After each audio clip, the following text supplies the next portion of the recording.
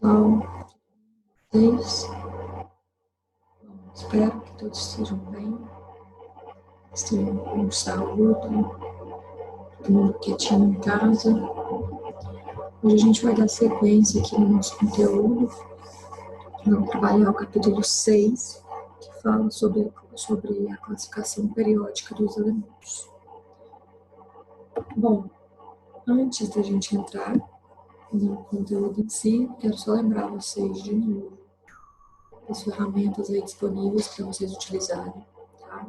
Roteiro de estudos, tem livro digital, vocês podem acessar todo o material de vocês. Tem as aulas do SANS ao vivo, que estão sendo postadas, tanto de conteúdos que a gente está vendo, como de revisão. Tem também o SAS TV, que tem aula online de todos os capítulos lá gravadas para vocês assistirem. E tudo isso ajuda a complementar o que eu estou falando para vocês aqui, pessoal. Então, é de extrema importância que a gente utilize o máximo de recursos possível nesse momento, tá? Para a gente conseguir aí fazer isso da sequência, os conteúdos da melhor maneira possível. Bom, então vocês vão ver que eu sempre vou deixar a página aí do livro, sugiro que vocês vão me acompanhando, então pega o livro, vai me acompanhando, para a gente conseguir caminhar junto aí, tá bom? Bom, durante muito tempo, vários cientistas tentaram desenvolver uma maneira de organizar os elementos químicos. E alguns elementos, em meados de 1800, mais ou menos, já eram conhecidos, alguns elementos e suas propriedades, cerca de 60 elementos, mas era difícil organizar, buscar semelhança entre esses elementos. Então, todas as tentativas de organizá-los tinham como base as propriedades que eles apresentavam. Só que hoje a gente conhece a tabela periódica daquele jeito, mas não é sempre que ela foi assim. Então, anteriormente à construção da tabela periódica atual, muitos trabalhos relevantes foram realizados.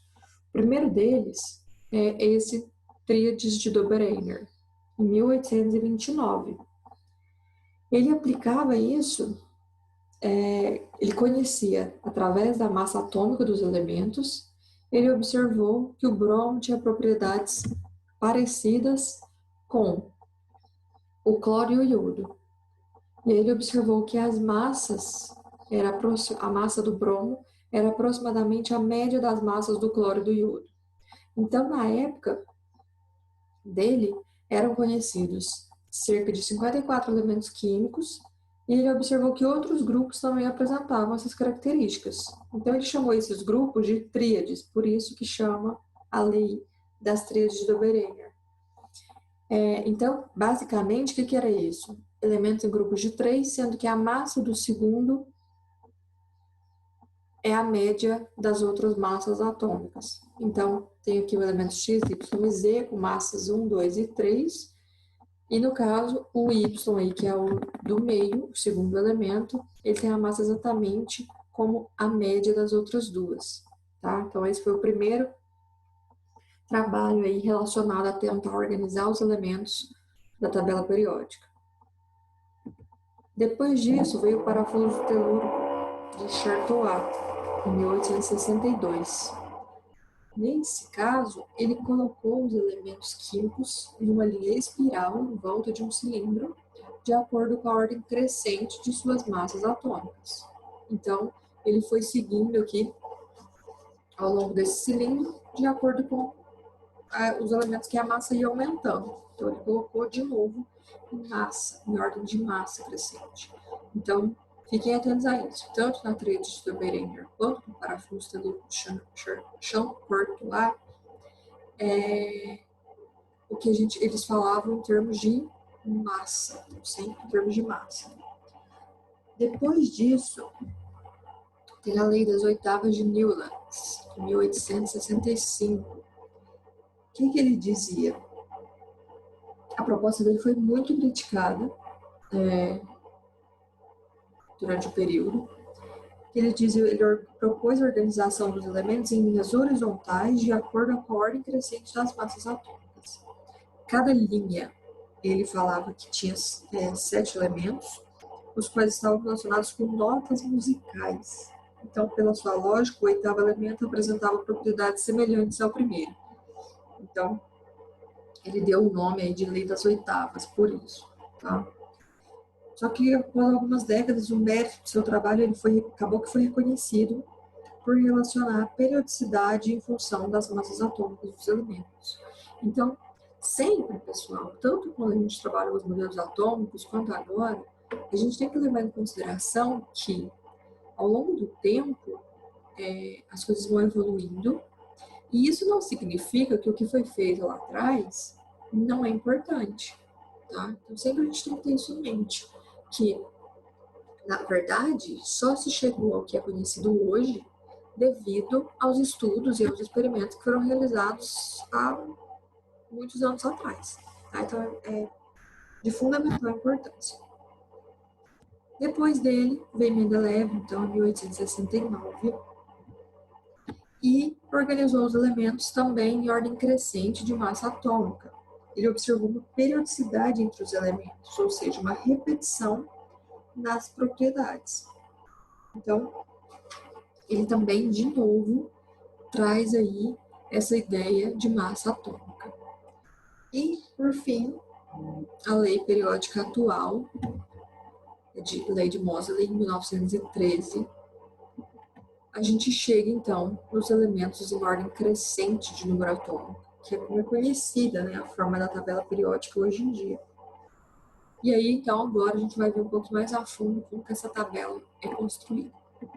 Bom, então a gente tem aqui a tabela periódica, nesse formato dela aí, certo? E ela é dividida em alguns blocos, vamos dizer assim. O primeiro deles, o hidrogênio. O hidrogênio, ele é um elemento que ele é peculiar. Ele não se encaixa dentro de nenhum outro grupo. Por mais que ele está ali, na mesma coluna da família 1A, dos metais alcalinos, ele não é um metal alcalino. Então, ele tem propriedades aí muito características deles, muito específicas, tá? Ele é o elemento mais abundante da natureza, ele é altamente inflamável, ele é o gás mais leve que tem. Então, sempre que pensar no hidrogênio, lembra que ele não se encaixa em nenhum grupo, tá bom? E aí a gente tem também um outro grupo que forma aí quase 80% da tabela periódica, que são os metais, que eles são sólidos, apresentam um brilho metálico, eles tilintam, que é o fato de fazer o barulhinho aí do sino aqui que está representado. Aqui, ó, são dúcteis, são maleáveis, eles são ótimos condutores tanto de calor quanto de eletricidade. Então, essas são características aí que os metais apresentam. E eles compõem toda essa parte roxinha aqui da tabela periódica. Então, 80% da tabela periódica é relacionada aos metais, referente aos metais. A gente tem também os ametais. Como o próprio nome diz, eles vão ter aí propriedades distintas dos metais, né? A gente espera que seja o contrário. Então, eles se encontram nessa escadinha aqui, para cima dessa escadinha da tabela periódica, tá? E os ametais, eles não brilham, eles são maus condutores de calor e de eletricidade, e eles são encontrados em diferentes estados físicos também. Eles estão presentes em torno de mais ou menos uns 15 elementos, tá? Então, é importante saber identificar a linha que diferencia aqui os metais dos ametais. A gente tem também os gases nobres. Esses gases nobres, essa fileirinha que a gente tem aqui, que são aqueles compostos que apresentam o octeto completo, ou seja, eles têm 8 elétrons na camada de valência. Isso faz com que eles sejam gases, apresentam baixa reatividade, alguns inclusive são inertes. Eles são encontrados também em pequena quantidade na natureza. Uma dos motivos, pessoal, deles apresentarem baixa reatividade ou até mesmo serem inertes é justamente pelo fato deles terem o octeto completo, tá? Que eles já são estáveis, assim, eles não precisam se ligar em ninguém para ficar mais estável. Então, por isso que eles são considerados aí de baixa reatividade. Aí aqui quero mostrar para vocês as divisões, então, que a gente tem. Como é que são chamadas essas divisões? Quando a gente pega aqui os elementos representativos, que são os metais e os ametais, a gente tem lá a família dos alcalinos terrosos, família do boro, do carbono, do nitrogênio, dos calcogênios e os halogênios. Então, esses são chamados elementos representativos, que compõem a maior parte da tabela periódica. Tá? A gente tem os elementos de transição externa, que é aqui, ó, de D1 a D10, ou seja, são os compostos que estão nessa faixa aqui do meio, tá? Que não se encaixam nem do lado de cá, nem na família 5 para frente, 3 para frente, nem na família 1 e 2. Então, são esses elementos que ficam aqui nessa região do meio, tá? E temos também os de transição interna, que é essa parte vermelhinha que está aqui. Então, aqui, já viram que tem duas linhas abaixo na tabela periódica? São a série dos lantanídeos e dos actinídeos. Então, esses elementos eles são conhecidos como elementos de transição interna. Tá bom?